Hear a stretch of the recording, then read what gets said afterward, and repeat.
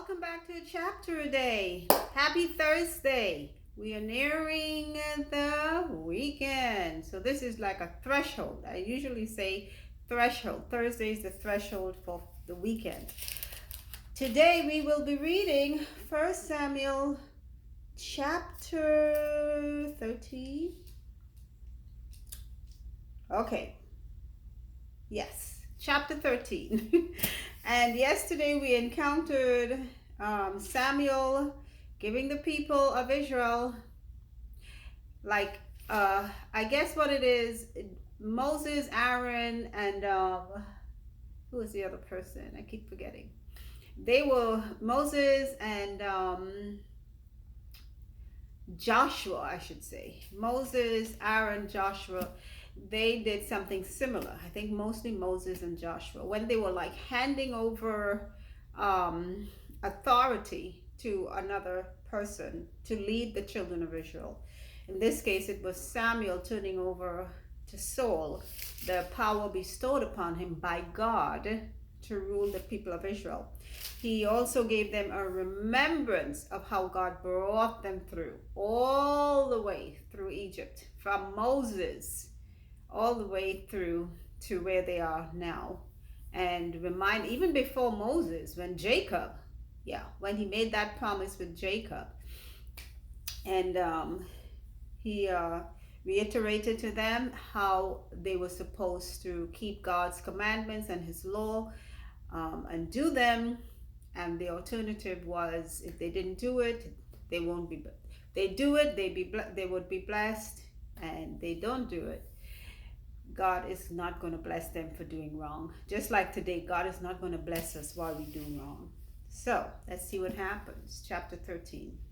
Saul reigned 1 year, and when he had reigned 2 years over Israel, Saul chose him 3,000 men of Israel, whereof 2,000 were with Saul in Michmash and in Mount Bethel, and 1,000 were with Jonathan in Gibeah of Benjamin. And the rest of the people he sent every man to his tent. And Jonathan smote the garrison of the Philistines that was in Geba, and the Philistines heard of it. And Saul blew the trumpet throughout all the land, saying, Let the Hebrews hear. And all Israel heard say that Saul had smitten a garrison of the Philistines, and that Israel also was had in abomination with the Philistines. And the people were called together after Saul to Gilgal. And the Philistines gathered themselves together to fight with Israel, 30,000 chariots and 6,000 horsemen, and people as the sand which is on the seashore in multitude. And they came up and pitched in Michmash eastward from Beth-haven. So, nothing new under the sun. They still have enemies in the surrounding cities that they have not conquered. The Philistines are a huge group of people. And all the battles they've won against them, there are still many. Remember, people are being born time after time. And Saul has called out a number of people to fight with him. So we are going to hear a little more about that. Now, I would say they did not introduce Jonathan yet, but Jonathan is Saul's son, okay? And later on in the chapter or upcoming chapters, we will hear that. All right, so moving on. Verse 6. When the men of Israel saw that they were in a strait, for the people were distressed. Remember, they said the Philistines numbered like the sand of the sea. They were many. Then the people did hide themselves in caves and in thickets and in rocks and in high places and in pits. And some of the Hebrews went over Jordan to the land of Gad and Gilead. As for Saul, he was yet in Gilgal, and all the people following him trembling. And he tarried 7 days according to the set time that Samuel had appointed. But Samuel came not to Gilgal, and the people were scattered from him. And Saul said, Bring hither a burnt offering to me, and peace offerings. And he offered the burnt offering. And it came to pass that as soon as he had made an end of offering the burnt offering, behold, Samuel came, and Saul went out to meet him, that he might salute him. Oh, wow. So, here's what's happening. Saul is already starting to act on his own. Whew. Remember from way back when God gave Moses the instructions for his tabernacle, the priests were the only ones to do sacrifices and make offerings. The Levites were the only people who were to handle the ark and anything connected to the sanctuary or tabernacle. Saul was just made king. I think he's about 2 years into service. Here he goes without any connection, not communicating with priests or with the prophet Samuel. Samuel is still prophet. He goes ahead and offers up a burnt sacrifice before they go and fight the Philistines. Now, the people following Saul are afraid because they are just numbering like thousands. The Philistines are like tens or hundred thousands, and they realize this is insane. But Saul is the king, and he called them out, and they are being obedient to Saul. They wanted a king, yeah? Okay. Verse 11. And Samuel said, "What hast thou done?" And Saul said, "Because I saw that the people were scattered from me, and that thou camest not within the days appointed, and that the Philistines gathered themselves together at Michmash. Therefore said I, the Philistines will come down now upon me to Gilgal, and I have not made supplication unto the Lord. I forced myself therefore and offered a burnt offering." And Samuel said to Saul, "Thou hast done foolishly. Thou hast not kept the commandment of the Lord thy God, which he commanded thee. For now would the Lord have established thy kingdom upon Israel forever. But now thy kingdom shall not continue.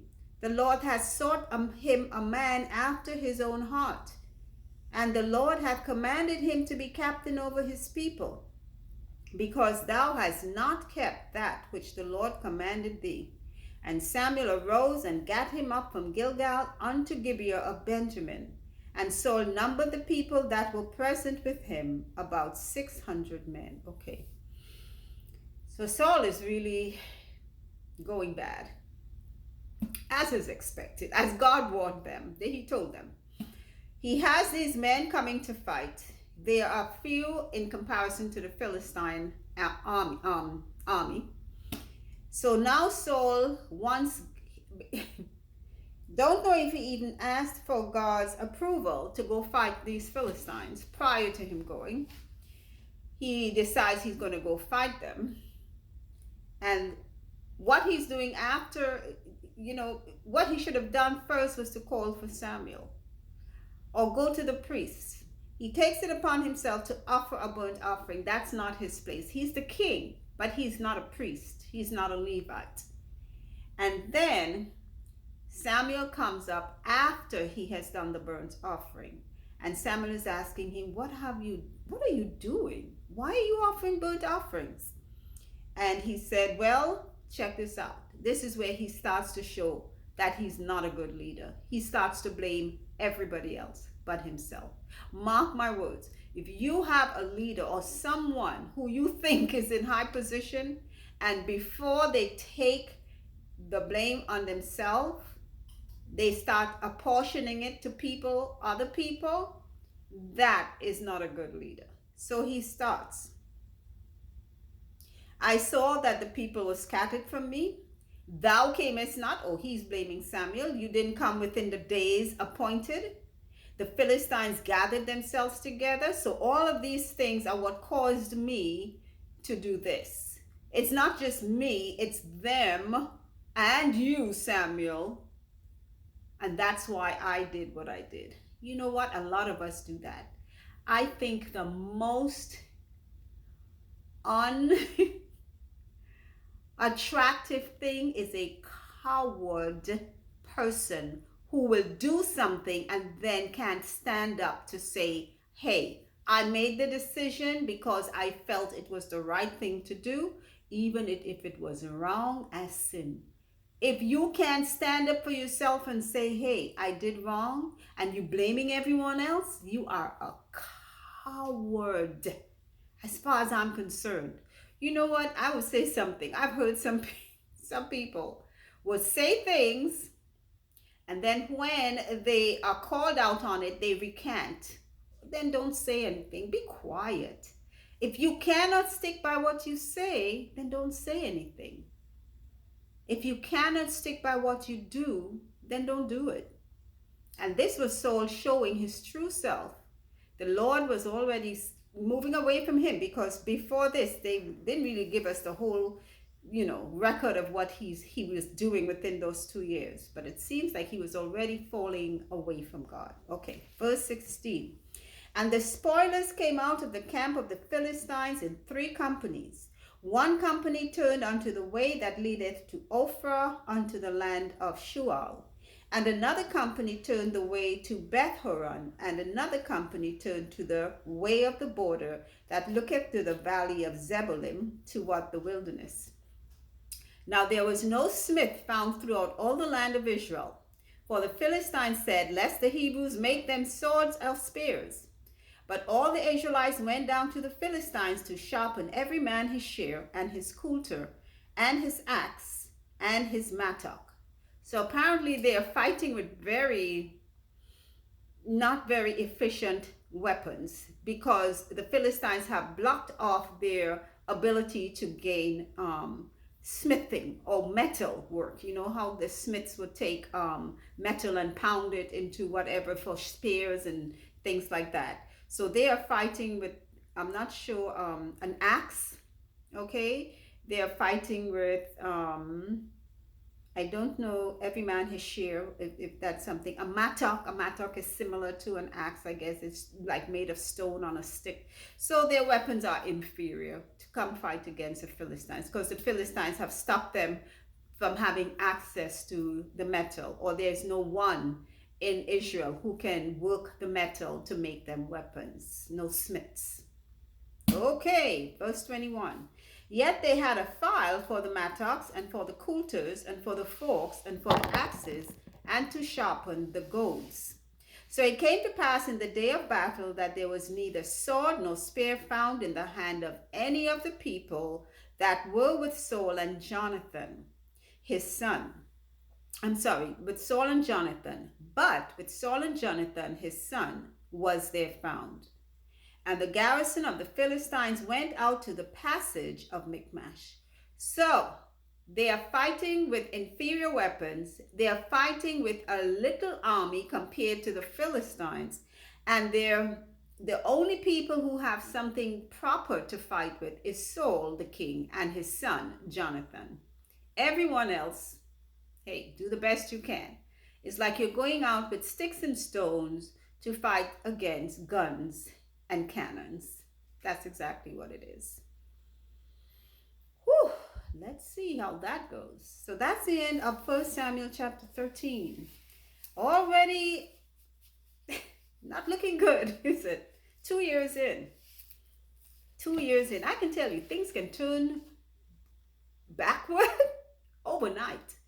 What you thought was bliss and beauty and you don't have God in it, I'm telling you, overnight, in an instant, it goes bad. Like sour milk left out. Okay, well, here we go again. They will live and learn, I guess so. Unfortunately, the learning costs. And I'm sure people had to pay with their lives. So that is the end of our reading for today. Thank you all for listening. Remember, faith comes by the hearing of God's word. Bye.